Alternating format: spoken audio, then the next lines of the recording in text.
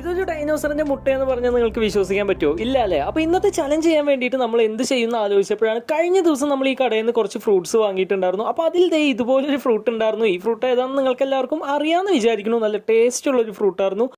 ഇപ്പം നിങ്ങൾ വിചാരിക്കുന്നുണ്ടാവും എന്താണ് ഈ ഡൈനോസറിന്റെ മുട്ട ഇതും തമ്മിലുള്ള ബന്ധമുണ്ട് പറഞ്ഞുതരാം. അതായത് ഇന്നത്തെ ചലഞ്ച് ചെയ്യാൻ വേണ്ടിയിട്ട് നമ്മൾ ഇതുപോലെ കുറച്ച് കളറാണ് ഇതിൽ ആദ്യം അപ്ലൈ ചെയ്ത് കൊടുത്തത്. അപ്പോൾ അതിന് ശേഷമാണ് നമ്മൾ ഇത് ഉപയോഗിച്ചിട്ട് ഒരു ടെക്സ്ചർ ക്രിയേറ്റ് ചെയ്യാമെന്ന് പ്ലാൻ ചെയ്തത്.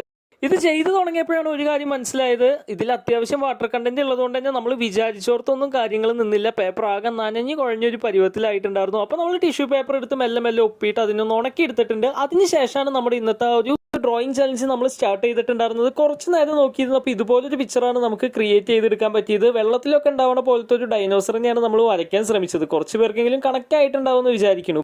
പിന്നെ ഓറഞ്ചിന്റെ തൊലി ഉണ്ടായിരുന്നു, അതും വെറുതെ കളഞ്ഞില്ല. കുറച്ച് കളർ അപ്ലൈ ചെയ്തിട്ട് അതിന്റെ ടെക്സ്ചർ കൂടി നമ്മൾ പകർത്തി എടുത്തിട്ടുണ്ടായിരുന്നു.